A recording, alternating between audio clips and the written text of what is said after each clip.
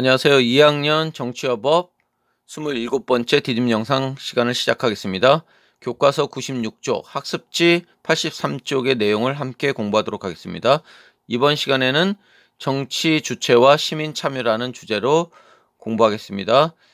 자, 이 단원에서는 정당, 이익집단, 시민단체, 언론 이 네 가지 영역에서 정치 과정에 어떻게 참여하고 있는지 그런 어떤 역할에 대해서 정치 부분에서 이 네 가지 단체가 하는 역할에 대해서 공부하는 시간을 갖도록 하겠습니다. 자, 구체적으로 살펴보면 정당의 기능과 정당 제도의 유형에 대해서 살펴보고, 그 다음에 이익집단과 시민단체가 가지고 있는 기능에 대해서 살펴보고, 그 다음에 언론이 가지고 있는 기능, 특히 정당, 이익집단, 시민단체가 가지고 있는 공통점과 차이점, 이런 것들을 잘 정리해 주시면 되겠습니다. 그 다음에 정당, 이익집단, 시민단체, 언론을 통한 시민참여 방법에 대해서 함께 살펴보는 시간을 갖도록 하겠습니다. 먼저 정당과 시민참여에 대해서 공부하겠습니다. 자, 먼저 정당의 의미와 그 다음에 중요성에 대해서 살펴보도록 하겠습니다.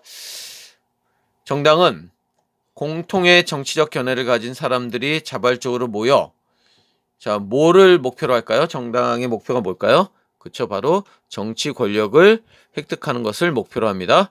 현대 정치에서는 정부의 어떤 정책과 국민의 어떤 여론을 연결하는 중요한 그런 역할을 한다 라고 얘기할 수 있겠네요. 자, 이 둘을 연결하는 역할을 한다. 그 다음에 19세기 이후에 이런 정당 정치가 중요하게 된 것은 바로 국민들이 정치에 참여할 수 있는 길이 넓어지면서부터죠. 뭐라고 할까요? 그렇죠. 바로 대의제, 대의민주주의가 발달하면서부터 이런 어떤 정당에 대한 어떤 필요성이 높아졌다. 이렇게 얘기할 수 있습니다. 자, 특징을 보면 바로 정권 획득을 목적으로 선거에서 후보를 공청하는 거. 그 다음에 정당은 또 어떤 특징이 있을까요?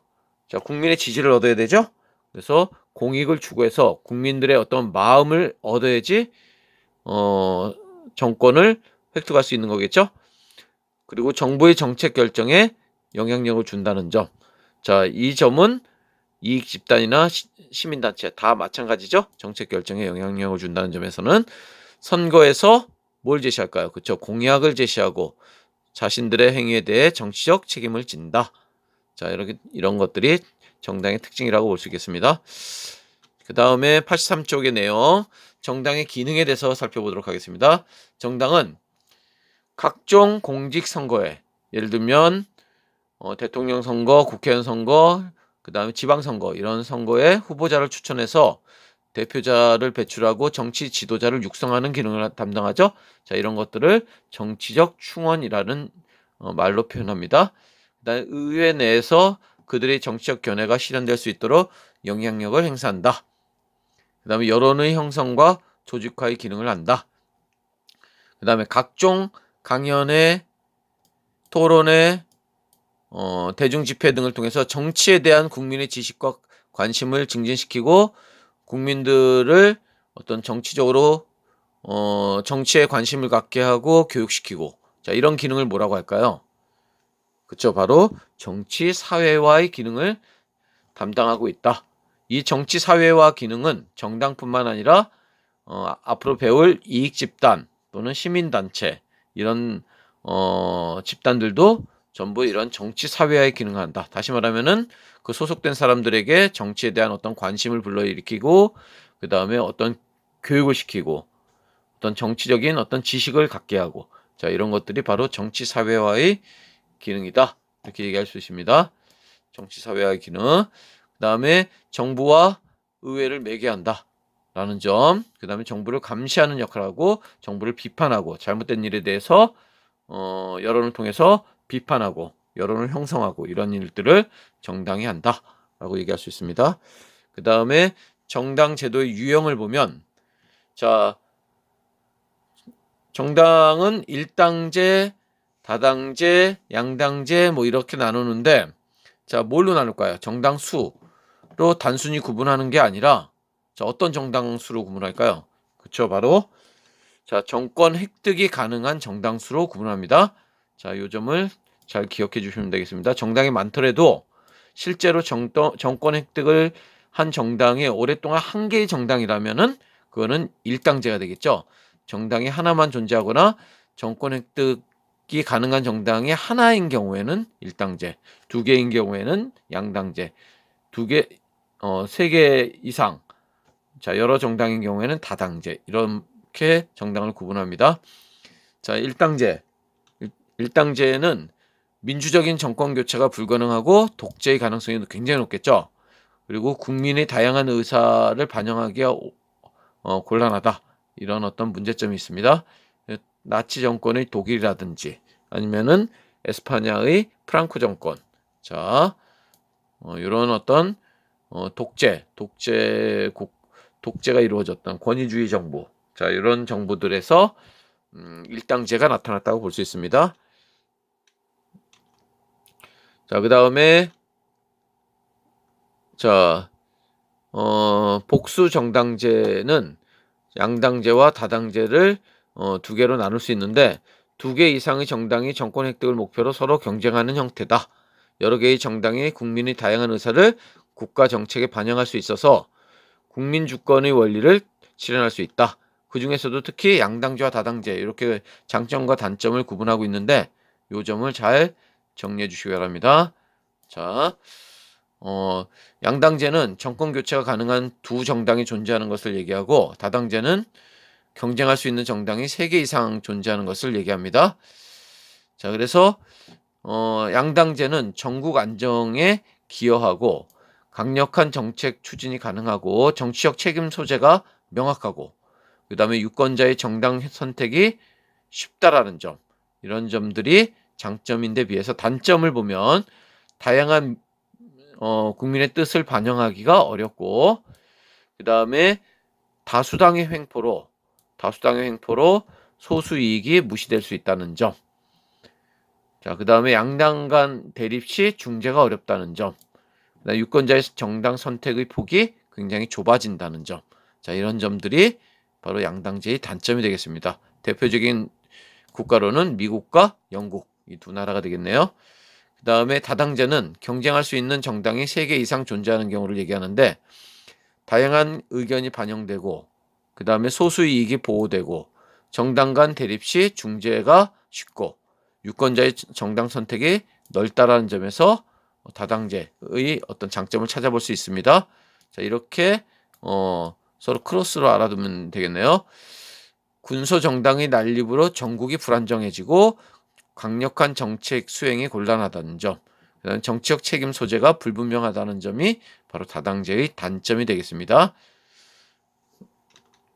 자, 다음으로 84쪽 학습지 84쪽의 내용을 공부하겠습니다. 우리나라 헌법과 복수정당제에 대한 얘기를 하겠습니다. 우리나라 헌법은 정당이 국민의 다양한 의사를 반영할 수 있도록 복수정당제를 헌법에서 보장하고 있죠. 헌법에서 보장하고 있다. 그래서 정당 보조금 등 다양한 보호와 지원을 하고 있다.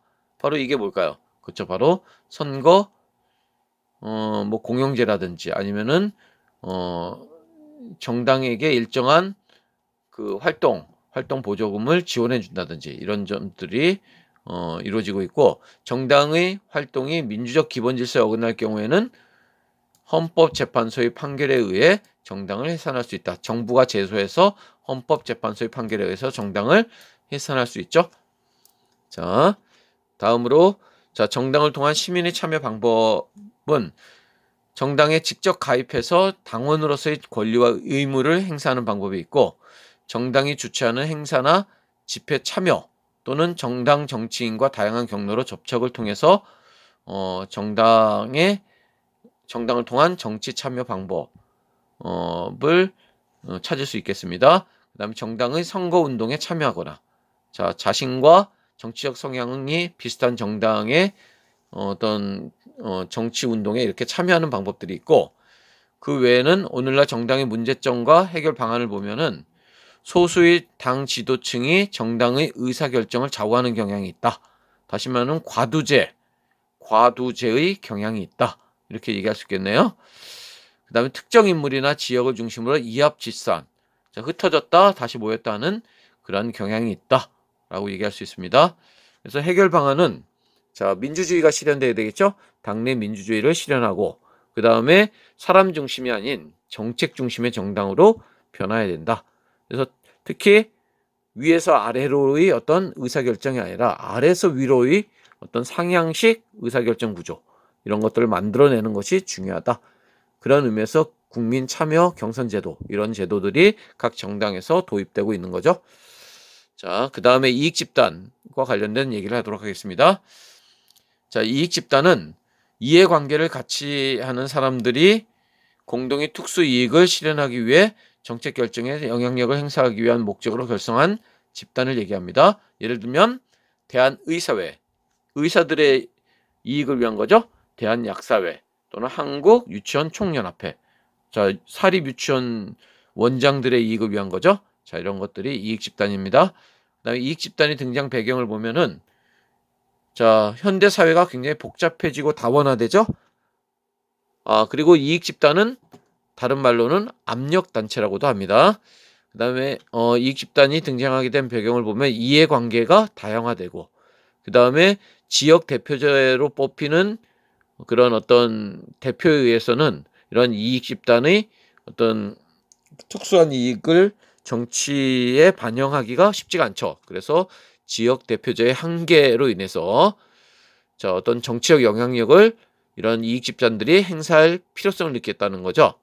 그리고 정당의 과두죄화, 아까 얘기했듯이 소수, 이 과자가 소수라는 의미죠. 두자는 어떤 그 두목, 우두머리 할 때 두자입니다. 그래서 그런 어떤 소수의 정치 지도자들이 정당을 이끌어가는 거, 이런 걸 얘기하는 거죠. 그 다음에 관료제화, 이런 것들로 인해서 정당의 여론 수렴 기능이 약화됐다라는 점을 들 수 있습니다. 자, 나머지 시민단체와 그 다음에 언론에 대한 얘기는 다음 디딤 영상을 통해서 하겠습니다.